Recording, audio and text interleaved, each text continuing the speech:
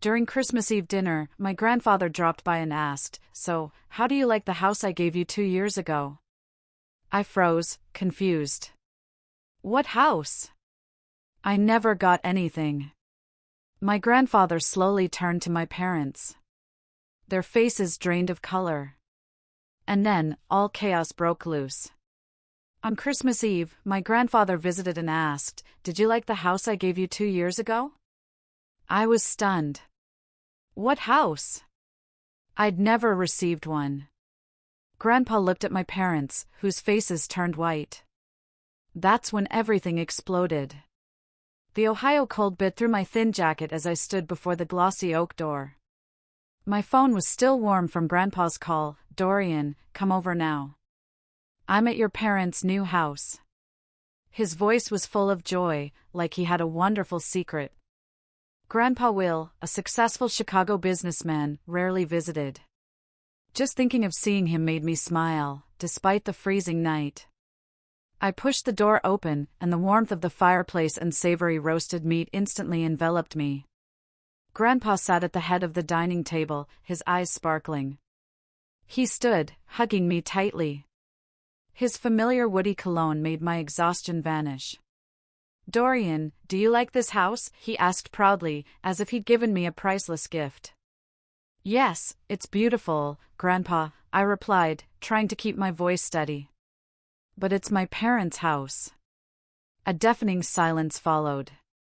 Grandpa's face stiffened, his eyes wide as they darted from me to my father, Gregory, then to my stepmother, Susan, across the table. My usually calm father turned pale, his hand trembling on his wineglass. Susan coughed, forcing a strange smile, her eyes glinting with panic. "Your parents' house?" Grandpa repeated, his voice dropping, cold and sharp as the wind outside. "Dorian, explain yourself." I didn't understand, but a sense of unease surged. I glanced at my father, waiting for an explanation, but he just lowered his head, avoiding my gaze. Susan quickly cut in, her voice trembling, "Will, there must be a misunderstanding. This is the family's house." But Grandpa didn't look at her. He looked at me, and in that moment, I knew a terrible secret was about to be revealed. "Hello, my name is Dorian Marston. The story I'm about to tell is about the years I lived in the shadow of injustice, sidelined by my own family. If you've ever felt like you didn't belong, like an outsider, perhaps you'll understand. But even if you haven't, I still want you to hear this story. A story about a boy who grew up with a heart full of scars and how he found light amidst the darkness. I was born in a small Ohio suburban town where golden leaves lined the streets in fall, and everyone knew each other like family. But my family was different. My mother, Diana, passed away shortly after giving birth to me due to medical complications I still don't fully understand. All I know is she was the only light I never got to meet. My father, Gregory Marston, was a stern man who always kept his distance, as if my existence reminded him of pain he wanted to forget. When I was 3, my father remarried Susan, a woman with a cold smile and calculating eyes. They had a son, Benjamin, or Ben. Ben was their world. To my father, Ben was the pride and future of the Marston family. To Susan, Ben was everything she lived to protect and spoil. And me? I was the stepchild, the unwanted kid, a faint shadow in the house I called home. From a young age, I felt the difference. When I was 5, I remember sitting in the living room corner, watching Ben receive a remote-controlled toy car, the kind every kid dreamed of. I got a used plastic car with chipped wheels, which my father said was good enough. "Ben needs new things to develop his intellect," Susan said, as if I wasn't worthy. When I got high grades, my father would just nod and say, "Not bad, but don't get complacent." Meanwhile, if Ben got a C, the whole house celebrated like he'd won a Nobel Prize. I wasn't jealous, honestly. I just wanted to be loved, to be acknowledged, even once. But as days passed, I realized that in my father's and Susan's eyes, I was never good enough. Susan would say things like, "Dorian, why don't you try to be more like Ben, or you should be grateful to live in this house." Those words, no matter how softly spoken, cut like knives. I started to wonder, was I really a burden? Was I truly unworthy of love? Our family wasn't poor, but not rich either. My father was a manager at a local insurance company, while Susan stayed home, doting on Ben like a little king. I wasn't allowed to complain because my father always reminded me I was lucky to have a roof over my head. But that roof never truly felt like mine. My room was a tiny attic space with a creaky old bed and a window overlooking a dark alley. Ben had a spacious room filled with toys and band posters. Once I asked my father why I couldn't have a downstairs room like Ben, and he snapped, "Don't ask for too much, Dorian. Know your place." I grew up with those words, reminders that I wasn't important. But I didn't drown in sorrow. I learned to smile, to pretend everything was fine, even though a storm raged inside. I told myself that one day I would escape this family's shadow and prove I wasn't the useless person they thought. When I was 18, I graduated high school with decent grades. Though no one at home noticed, I dreamed of going to college, becoming an engineer, or doing something to make Grandpa, the only person who truly cared, proud. But that dream was quickly crushed. One evening, when I asked my father about scholarships or loans, he looked at me with cold eyes. "Dorian, we don't have enough money," he said. "Ben needs to be prioritized. He has great potential, and we have to invest in him." I stood there stunned, feeling the world collapse. Ben, who only played video games and hung out with friends, was chosen to fulfill his potential. I didn't argue. I didn't cry. I just nodded and left the room. That night, I lay on my old creaky bed, staring at the cracked ceiling, and promised myself I would rise on my own. If my parents didn't believe in me, I would believe in myself. I started working at a Walmart in town, first as a cashier, then as a stockroom worker. The job wasn't easy. Long night shifts, working holidays, and dealing with difficult customers left me exhausted. But I didn't complain. Every dollar I earned was a small step toward escaping my family. I rented a small, run-down apartment with stained walls and a leaky faucet, but at least it was mine. I no longer had to hear Susan's snide remarks or see my father's disappointed looks. Meanwhile, Ben was fully supported by his parents. He attended a prestigious private school, drove a brand new car our father bought, and never had to lift a finger. Once, Susan came to the store where I worked, saw me behind the counter, and smirked. "Dorian, this is what you're doing? Such a shame. Ben will never have to do menial work like this." I gritted my teeth, forcing a smile. But inside, I wanted to scream, why? Why wasn't I worthy of the same opportunities as Ben? Those years, I lived in loneliness. I didn't have many friends because I spent most of my time working and saving money. But I wasn't entirely alone. Grandpa was the one bright spot. He lived in Chicago, running a large construction company. He was a busy man. Occasionally, when he had time, he would call me. Those calls were my lifeline. He talked about his projects, asked about my life, and always said, "Dorian, you're a strong young man. Don't let anyone make you think otherwise." I never told him how my father and Susan treated me. I didn't want him to worry, and part of me feared that if I spoke up, he'd think I was weak. Grandpa was the only one who told me about my mother. He said Diana was a gentle woman who loved books and dreamed of a fair world. He blamed himself for not being there when she gave birth to me, as work had kept him away. If I had been there, things might have been different, he said, his voice choking. I didn't blame him. I only wished I could have met her, even once, to know I had been loved. As the years passed, I grew accustomed to my independent life. I learned to fix the plumbing in my apartment, cook simple meals, and keep my heart from breaking further. But deep inside, there was always an emptiness, the void of a family I never truly had. I didn't know that while I was trying to build my own life, a great secret was being hidden by my father and Susan. A secret that would change everything. When I was 21, I was still living in my tiny rented apartment on the south side of town, working night shifts at the supermarket.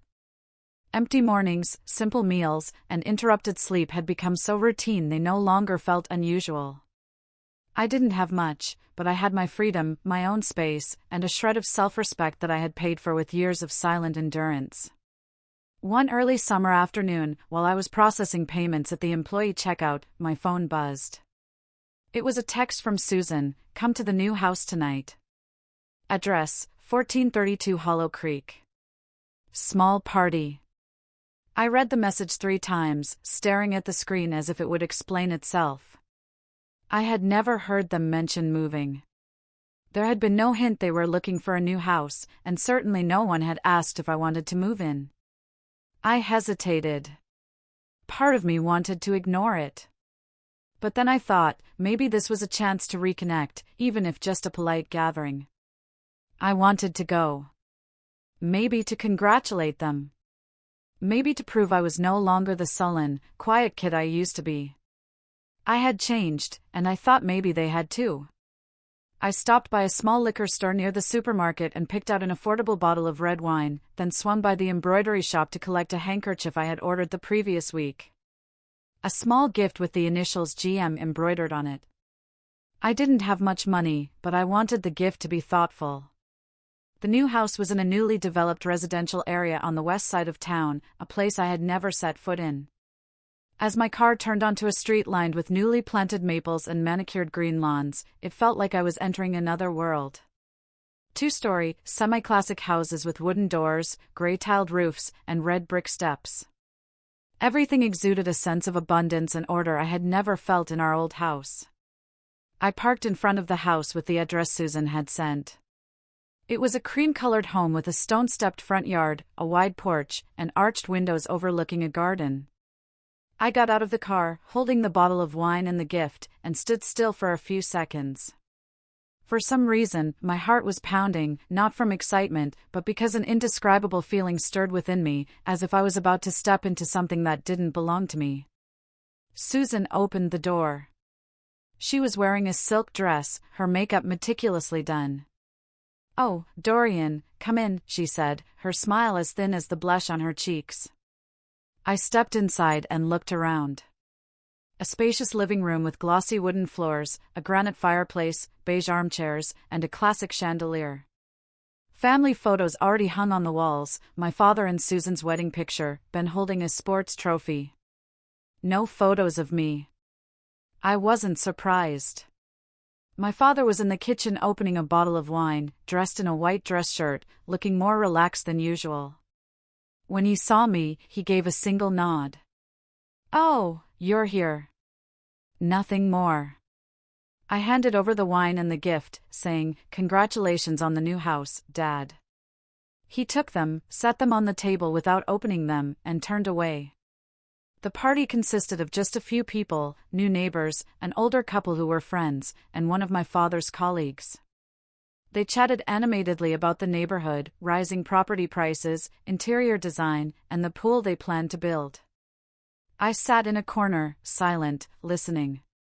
No one asked where I was from. No one noticed that I poured myself water instead of wine. "We had to search forever to find this house," Susan said to the person next to her, her voice brimming with pride. "Luckily, we closed the deal just before the market prices shot up.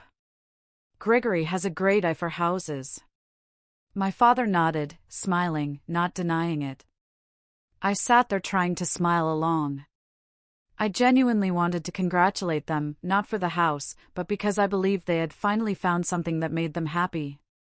I didn't know that in that moment, I was congratulating them for taking a gift that rightfully belonged to me. That night, when I returned to my rented apartment, I opened my phone, intending to send Grandpa a quick message to check in. But I hesitated. He was getting older and busy. I didn't want to bother him. I set the phone down, lay on my bed, and stared at the peeling ceiling. Then I drifted off to sleep, completely unaware of the truth lying silently beneath my feet like an unexploded bomb. After the housewarming party, everything seemed to return to its old rhythm, or at least the half-hearted routine I had long grown accustomed to. No one mentioned that day again. No one asked what I thought of the new house. And of course, no one brought up the possibility of me moving in. But something strange started happening from that point on. For every major holiday, Thanksgiving, Christmas, Ben's birthday, even my father and Susan's wedding anniversary, I received an invitation to their house. They weren't warm, heartfelt invitations, but curt text messages, 6 p.m. Come for dinner. Ben's looking forward to seeing you. We have guests. Be on time. I went not because I believed they had changed, but because I still felt the duty of a son. Each time I brought a small gift, carefully chosen and wrapped by hand. But my gifts were usually set aside, unopened in my presence, and no one offered a clear word of thanks. And the strangest thing was they started pulling me into family photos. The first time was that Christmas. Susan called me over saying, "Dorian, stand closer to Ben. We're taking a family picture." I was surprised but stepped forward. My father stood in the middle, his arm around Ben's shoulders. I stood at the edge of the frame, forcing an awkward smile. As the camera clicked, I felt like I had just stepped into a wordless play, and I was the supporting character thrown in to fill out the cast. In the times that followed, they kept pulling me into photos. At first, it was with the whole family. Later, sometimes just with my father. Once Susan even placed her hand on my shoulder, smiling brightly. I didn't understand what was happening. Before, I had always been excluded from moments like these. The photos hung in the old house never featured me. So, why were they doing this now? I asked once lightly after Ben's birthday dinner, "Why have we been taking so many family photos lately?" Susan laughed and said, "Oh, we just want to capture memories. You're part of the family, too, aren't you?" I nodded, but my heart felt heavy. I wasn't naive. I knew something wasn't right, but I couldn't put a name to it. I only felt like I was being led along, forced into a fabricated frame I had never belonged to, as if I were playing the role of the harmonious eldest son in a photo meant for display, not as myself. And then on Christmas, when I was 23, the truth finally came to light. It was bitterly cold that day. I had just finished my shift at 4:30 in the afternoon, sitting in my rented apartment, drinking coffee, planning to show up a little late as usual, just enough to make an appearance, eat a few bites, take a few photos, and leave early. My phone rang. It was Grandpa. "Dorian, come over right now. I'm at your new house, 1432 Hollow Creek. I wanted to surprise you." I froze. Grandpa was here in Ohio. He rarely left Chicago. His construction company always kept him tied up. I quickly threw on my jacket and rushed out the door. My mind swirled with questions. Why didn't he tell me he was coming? And why was he at my father's house? When I arrived, the house was glowing with Christmas lights. Wreaths hung on the door, and the twinkling lights of a Christmas tree shimmered through the window. I knocked, my heart pounding. Susan opened the door, her smile stiffening when she saw me. "Dorian, why are you?" She stopped, her eyes darting over my shoulder, and I heard Grandpa's voice from inside. "Dorian, come in, my boy." Grandpa stood in the living room, tall and imposing, his silver hair gleaming under the chandelier. He hugged me, a tight embrace that carried both excitement and a hint of tension. "I wanted to surprise the whole family," he said, looking around. "This house. It's wonderful, isn't it? Are you happy living here?" I hesitated, a wave of unease rising within me. I don't live here, Grandpa. I just visit." Grandpa's face changed. His smile vanished, and his eyes narrowed, shifting from me to my father, Gregory, who stood near the fireplace, a glass of wine in his hand. Susan quickly jumped in, her voice syrupy. "Will, there must be a misunderstanding. Dorian likes living independently, don't you, dear?" She looked at me, her eyes practically commanding me to agree. But Grandpa didn't look at her.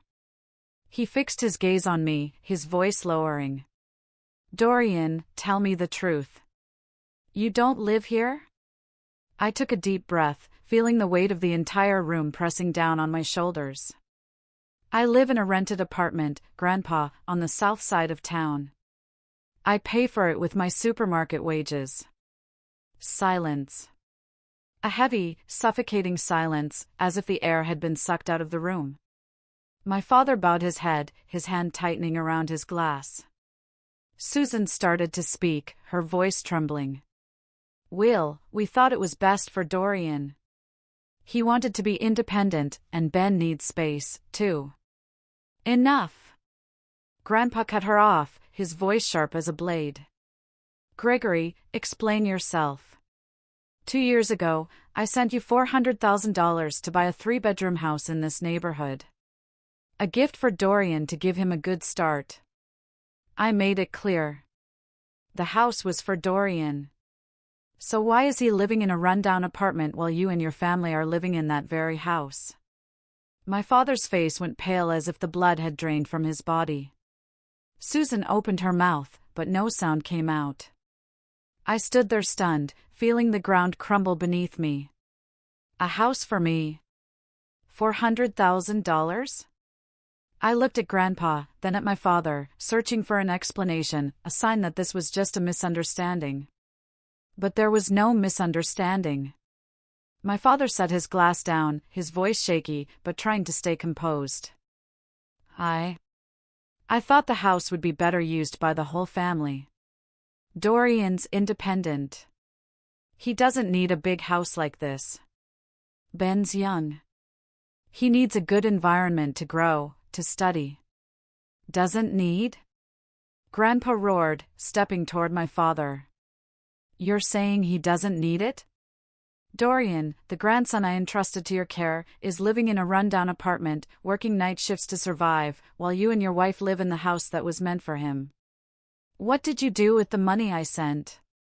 You put the house in your name, didn't you? My father didn't answer. He lowered his head, his shoulders trembling. Susan, regaining her voice, interjected. Will, you don't understand. Dorian isn't my biological son. Ben is the future of this family. Dorian, he doesn't deserve a house like this. He's just... Shut up! Grandpa shouted, his voice echoing so powerfully it seemed to shake the room. Doesn't deserve? Dorian is Diana's flesh and blood, my daughter's son. He's my grandson, and I trusted you, Gregory, to take care of him. But what have you done? You stole the gift I meant for him. Deceived me with these fake family photos. He pointed at the picture on the wall, the one of the whole family in the living room with me awkwardly standing at the edge. I thought Dorian was living happily here. I believed the photos you sent, but it turns out it was all a charade to hide your greed. My throat tightened. The photos, the times I was called over to pose for pictures, the staged moments I couldn't make sense of. It was all to deceive Grandpa, to make him think I was part of this happy family. I looked at my father, waiting for an explanation, an apology, anything. But he remained silent, his eyes avoiding mine. Dorian. Grandpa turned to me, his voice softening, but still resolute. Go get your things. You're coming to Chicago with me. This house, I'll make sure it belongs to you as I originally intended. And you, Gregory, I'll be speaking with my lawyer. You'll answer for what you've done. Susan burst into tears, but I felt no pity for her. My father finally spoke, his voice shaky. Dorian, I just wanted what was best for the family. Best for the family?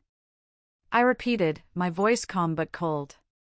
You never considered me part of this family. I've spent my whole life trying to make you proud, but all you ever saw was Ben. You took away my chance, and you didn't even bother to tell me the truth. I turned away, unable to look at him any longer. Grandpa placed a hand on my shoulder, his eyes filled with pain, but also unwavering determination. Let's go, Dorian. You don't need to stay here anymore. The chill of Christmas night bit into my skin as we stepped out of the house that was supposed to be mine. The dim glow of streetlights illuminated the snow-covered street, and I could feel my heavy breaths blending into the frigid air. Grandpa led me to a sleek black SUV parked by the curb. The driver, a middle-aged man in a sharp suit, opened the door for us. "To the hotel first," Grandpa said, his voice low but firm. I slid into the back seat beside him, feeling like I was stepping into a different world. A world I never thought I belonged to. "Are you okay, Dorian?" Grandpa asked, his eyes gentle but piercing, as if trying to read every thought. I don't know, Grandpa," I replied, my voice shaky. "Everything's happening so fast. I still don't fully understand." He nodded, placing a hand on my knee. "I know, but from now on, things will be different. You'll come to Chicago with me. We'll start over, just the two of us." I looked out the window, the Christmas lights blurring past like faint sparks. Chicago, a city I'd only heard about through Grandpa's stories, where he built his construction empire from nothing. I had never been there. Never thought I'd have the chance. But now, it was where I would begin again. A new life, a chance to escape the shadow of my past. The next morning, we took an early flight to Chicago. I sat by the window, gazing down at the endless snow-covered fields below, feeling like I was leaving behind an old, worn-out world for a dream. Grandpa sat beside me, quietly reading a business newspaper. But every now and then, he glanced at me with an encouraging smile. When the plane landed at O'Hare Airport, a biting Chicago wind greeted us. James, Grandpa's driver, was waiting with the familiar SUV. We drove through the bustling city streets where skyscrapers towered overhead, their steel and glass gleaming under the winter sun. I had never seen anything like it. Ohio, with its narrow roads and modest houses, seemed to belong to another world. The car turned into an upscale suburban neighborhood where the streets were paved with stone, lined with ancient oaks and sprawling mansions. James stopped in front of a large iron gate, beyond which a driveway led to a 3-story mansion surrounded by perfectly manicured lawns and vibrant red rose bushes, even in the middle of winter. My jaw dropped, unable to believe my eyes. "Is this your house, Grandpa?" I asked, my voice trembling. Grandpa laughed heartily, clapping me on the shoulder.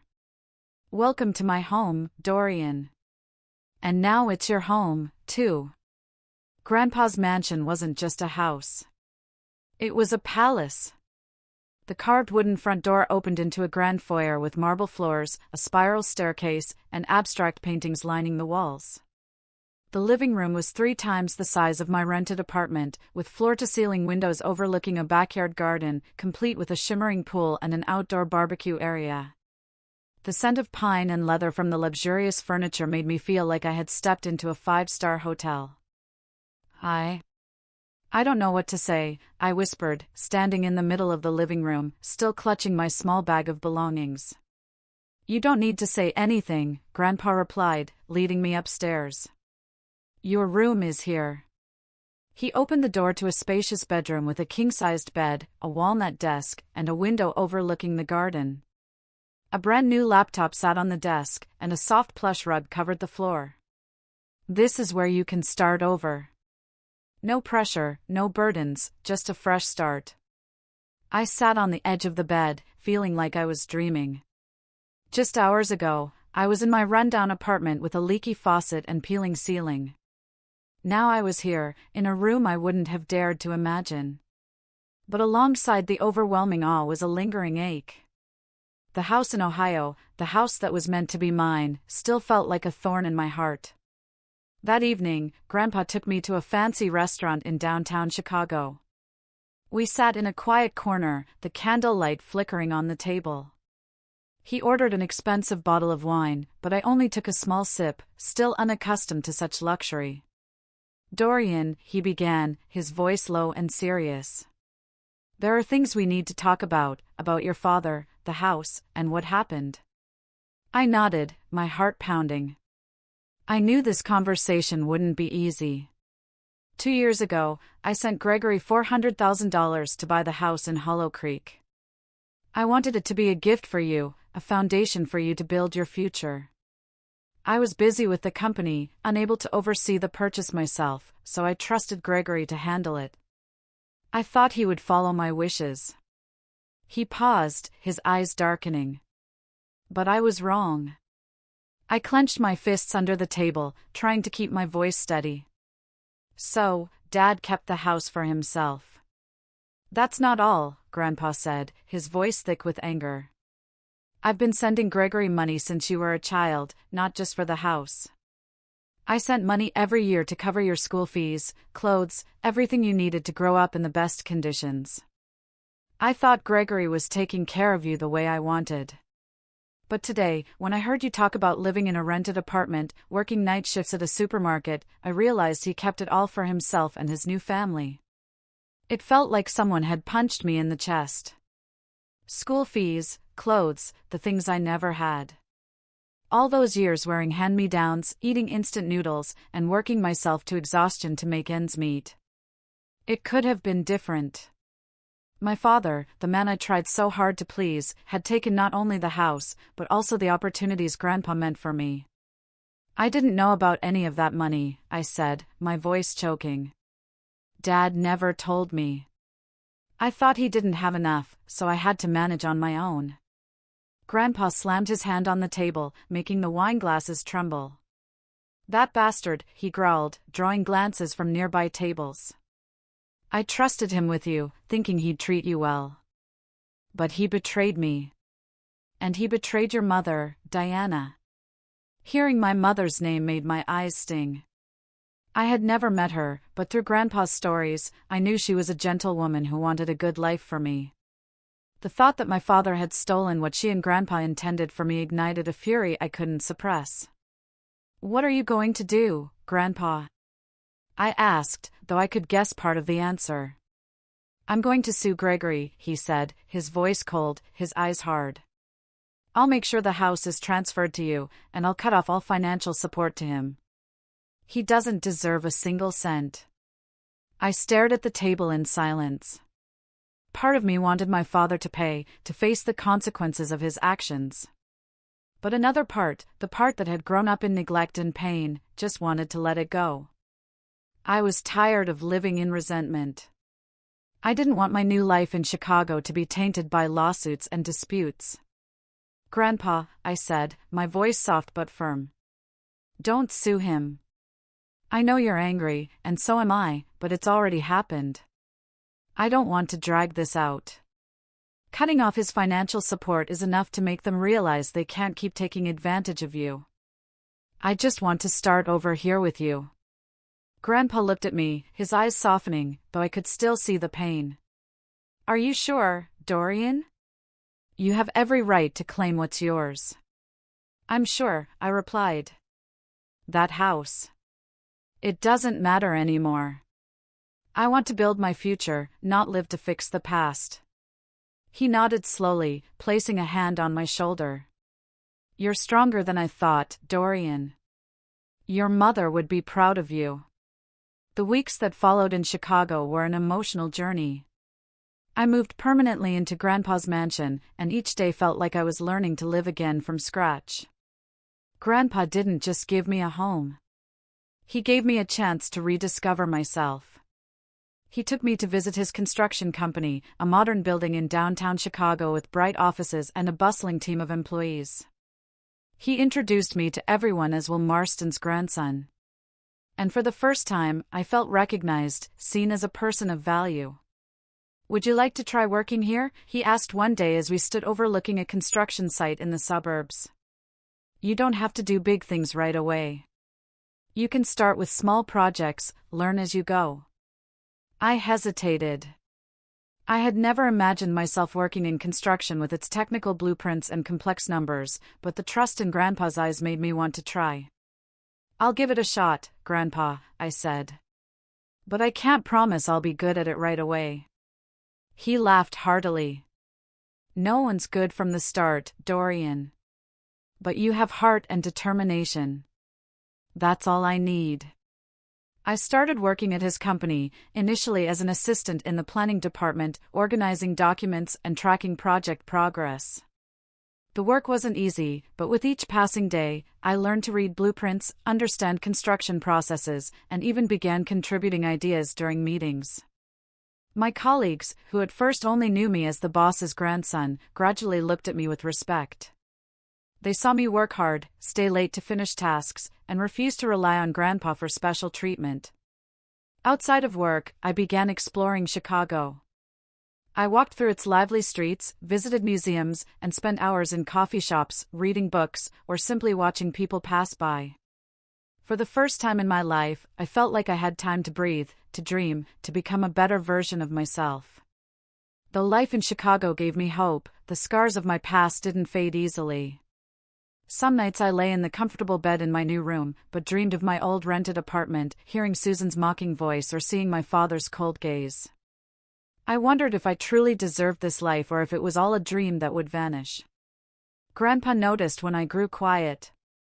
One evening, as we sat by the fireplace, he handed me an old framed photo. It was my mother, Diana, smiling brightly, holding a small dog.